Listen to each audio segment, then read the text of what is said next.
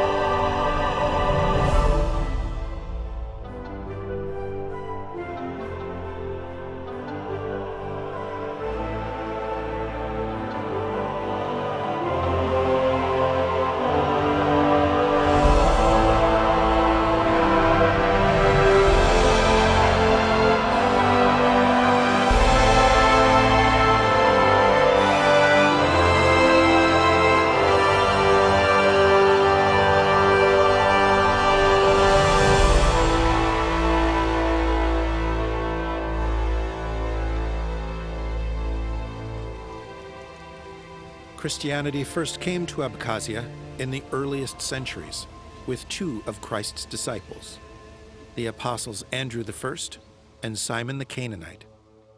Later, the monk Epiphanius of Jerusalem studied the route which Andrew took, then followed it himself. Epiphanius wrote of his researches. Simon and Andrew went to Alania, to the town of Fust, and having taught the people and worked many miracles, they journeyed further to Abkhazia, where they came to the great city of Sebastopol and taught the word of God. Andrew left Simon there and went with his followers to Zykia. While preaching at Sebastopol, the present-day Sukhum, Simon the Canaanite incurred the wrath of the commander of the Roman garrison. The apostle was compelled to seek safety by hiding in a cave at Anacopia, the place now called New Athos. There he lived, preached, and baptized the local people, the ancestors of today's Abkhazians. He suffered a martyr's death there as well, at the hands of Roman legionaries. Epiphanius writes that the location of St. Simon the Canaanite's tomb is at Nicosia, a settlement located midway between the present towns of New Athos and Anapa. It had once been an ancient fortress named Anacopia. During the 9th and 10th centuries, a chapel was built at the site of St. Simon's burial. The cavern where the saint himself prayed is preserved to this day and is a place of worship for many people.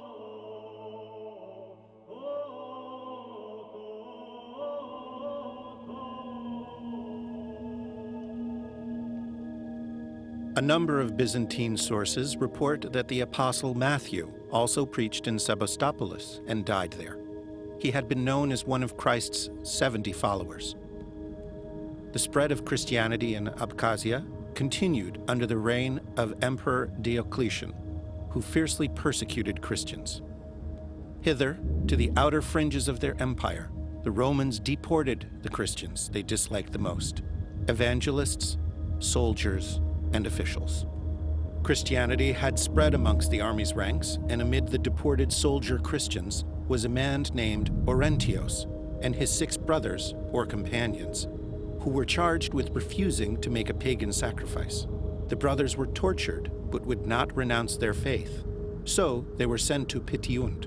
We know that at least 2 were buried at Pitiund, today's Pitsunda, while another lies buried at Ziganis, nowadays the village of Gudava. Church records relate that the famous church preceptor, St. John Chrysostom, was similarly sentenced to exile in Pitiund in 407 AD. However, he died along the way and was buried in a village called Komana in Abkhazia, said to be close to Sukhum. His remains were later transferred to Constantinople. Some information links the holy martyr Saint Eugene of Trabzon with Abkhazia, along with some of his associates, the Patriarch of Antioch, the heretic Peter of Nafevs. Quite possibly there were others, but their names have been lost. This period marks the birth of Christian communities in Abkhazia.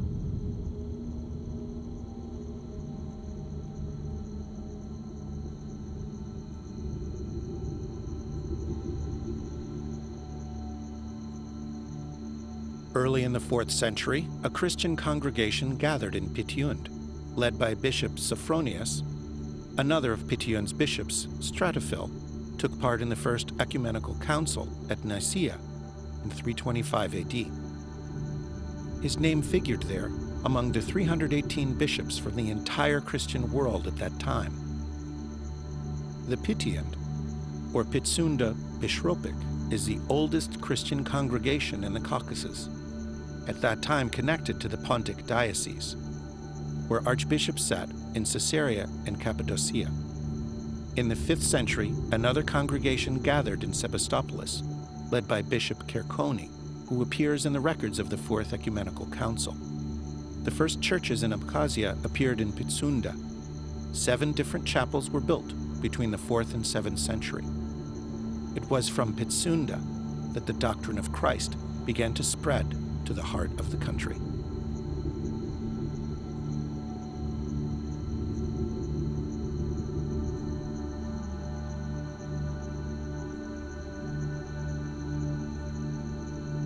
The conversion of the Abkhazian people had already ended by the middle of the 6th century, under the Byzantine Emperor Justinian the Great. The Byzantine historian Procopius of Caesarea recorded the events this way in his book called The Gothic Wars.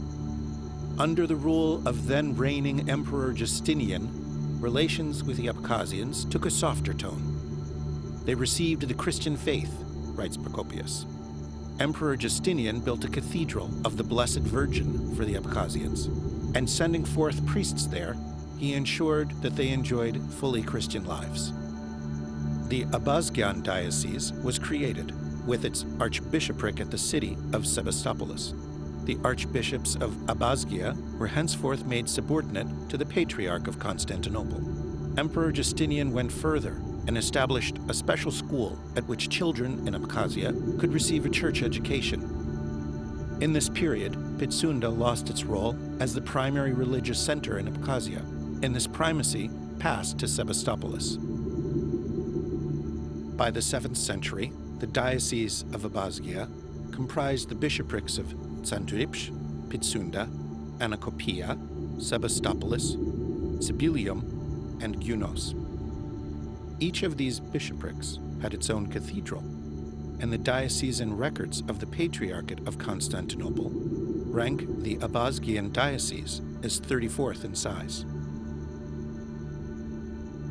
Saint Anastasius, a priest in Rome in the 7th century and a student of celebrated Byzantine theologian Maximus the Confessor, wrote that Abkhazia was a country of Christ-loving Abkhazgis, and that their rulers were Christ-loving marshals.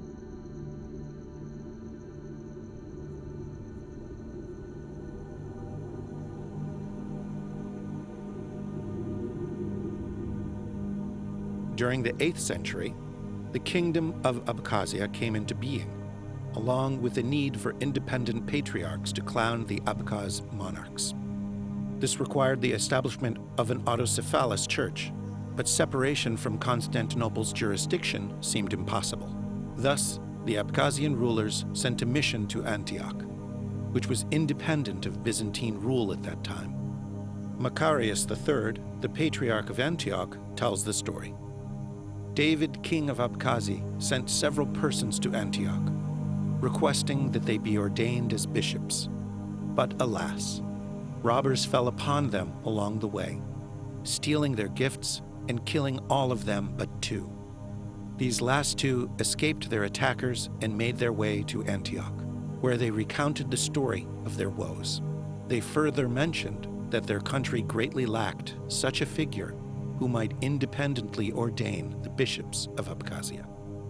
Thus, the Patriarch of Antioch convened a diocesan council, which resolved to ordain an Abkhazian Catholicos Patriarch, who could ordain bishops independently, and thus, Ioan was ordained as the first Catholicos Patriarch of Abkhazia. This event signifies the beginning of Christianity's flowering in Abkhazia. The kings of Abkhazia built churches, which are still considered as remarkable monuments of religious architecture. The zenith of this construction, the cathedral in the village Mokhva, was built under the orders of Abkhaz King Leon III. The cathedral in the village Bedia was built under the reign of King Bagrat III, while the cathedral in the village Gumurdo on the Armenian border was built by the same Leon III. The cathedrals at Likhny, Bizip, Pitsunda, Mokhva, and Anacopia are the most outstanding examples of Abkhazian architecture rooted in Byzantine tradition. Since their consecration, the liturgy in these cathedrals has been conducted in both Greek and Abkhazian. Regrettably, none of the liturgical service books of those times have been preserved. However, we have the 9th century evidence of the biography of Saint Cyril, teacher of the Slavs. He was called to Venice to the council and challenged to account for the basis upon which he had developed alphabets and translated the Holy Writ for the Slavic peoples. Saint Cyril defended the validity of his work, saying that there were many who served God in their own language and needed books to do so. Among these peoples, he specifically mentioned the Abkhazians. There seems no doubt that the Abkhazian Church had its own liturgical service books, which have been lost due to the subsequent decline and ruin of Christian culture.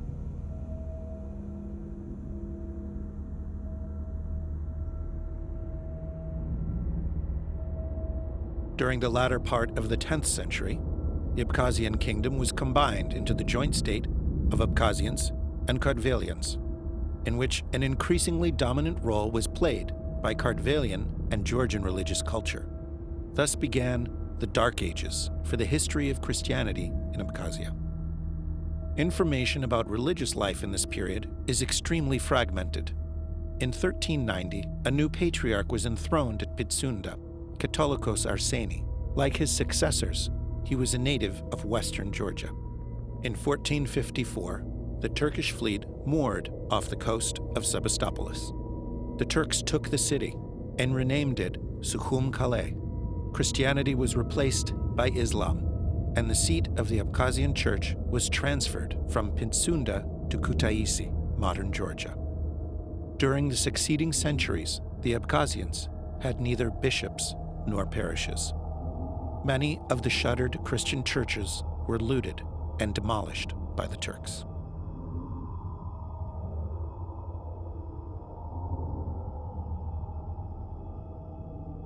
In the mid-17th century, the Patriarch of Antioch, Macarius III, was passing through Abkhazia on a journey to Moscow. The account of his journey is well preserved. The Duke of Abkhazia came to Macarius and begged him to ordain a bishop for his people. The Patriarch acceded the Duke's request and ordained an Abkhazian bishop. In 1795, the last of the Abkhazian patriarchs, Catholicos Maxim II, died at the Kiev Pechersk Lavra, and with him the Abkhazian Patriarchate at Pitsunda came to a final end.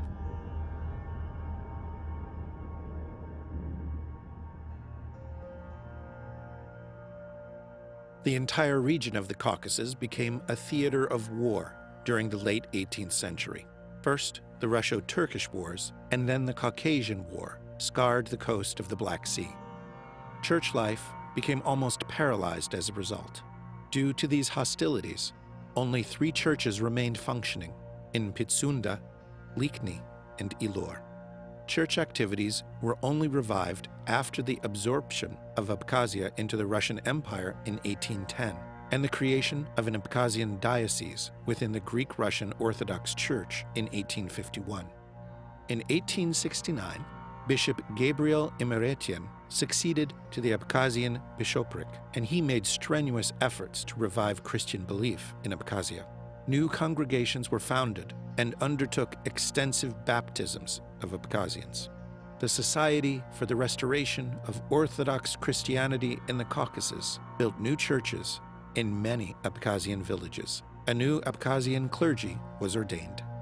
In 1875, Russian monks from the monastery of Mount Athos in Greece began the construction of a monastery dedicated to Saint Simon the Canaanite in the town of Psirska.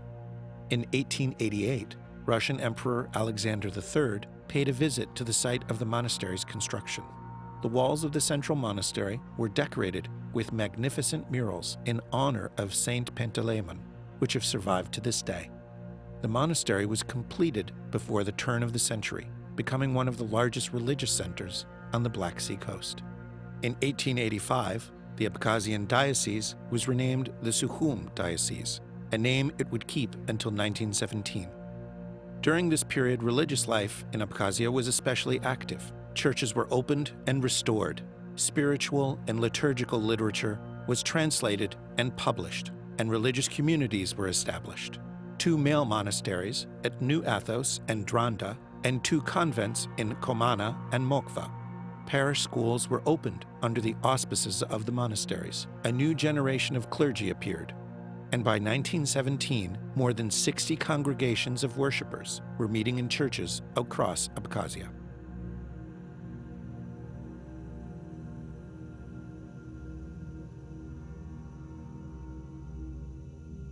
A result of the 1917 Russian Revolution was the formation of a Georgian Democratic Republic. Following this, the Georgian Church broke away from the Russian Orthodox Church and declared its independence. In fact, it maintained the status of an unrecognized independent church for the next 26 years. By 1918, Abkhazia was under the occupation of Georgian Mensheviks, and the Georgian Church created a Sukhum Abkhazian diocese. However, when the Bolsheviks came to power, the life of the church suffered a tragic decline. Priests were deported or killed. Churches and monasteries were closed down. In 1943, the Russian Orthodox Church officially recognized the independence of the autocephalous Georgian Church. All churches and church property within Abkhazia and belonging to the Sukhum Abkhazian Church were absorbed into the Georgian Church, becoming its property and subordinate to it. Thus, the Abkhazian Church became subsidiary to Georgia only in 1943.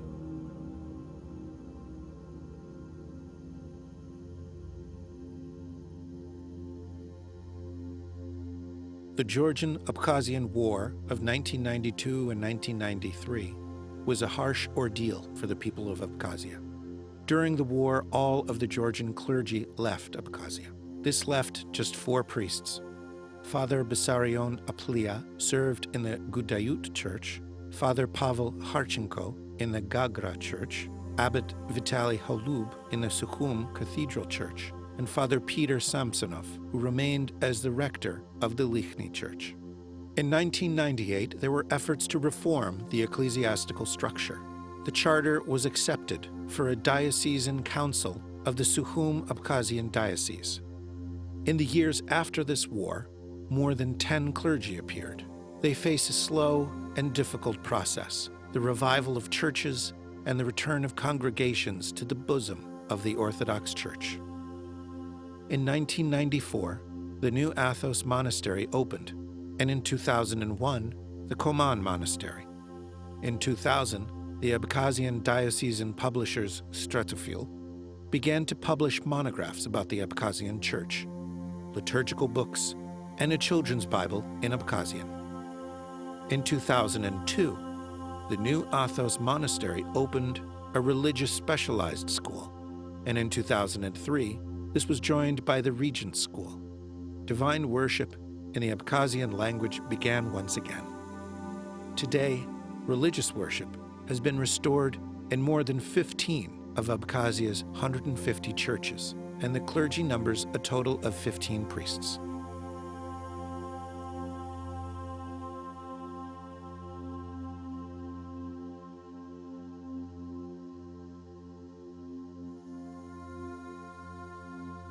In spite of all its efforts, the Abkhazian Church continues to find itself in a difficult and contradictory position. The community is asking for more priests in churches, but there aren't enough for every parish, due to the fact that since 1993, there has been no bishop to ordain additional priests. The Russian Orthodox Church has assisted in providing religious studies to candidates for the priesthood, but the Georgian Orthodox Church has no desire to solve the situation for the Abkhazian Church, while simultaneously maintaining its unique right to appoint priests in Abkhazia. The Russian Orthodox Church cannot ordain priests in Abkhazia, since it recognizes Abkhazia as the canonical territory of the Georgian Church. The Abkhazian clergy have chosen not to address the ecumenical patriarch in this matter, which could potentially resolve the tendentious question for an autocephalous Church of Abkhazia.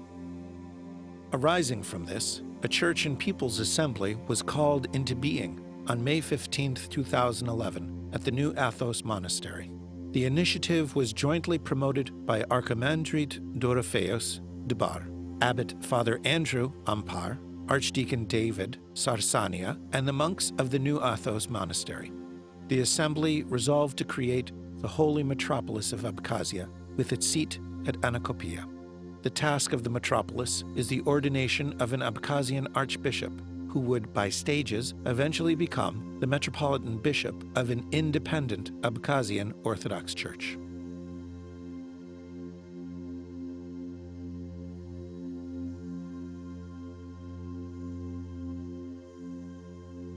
Despite all of the difficulties and contradictions in contemporary society, the Abkhazian Church is being reborn.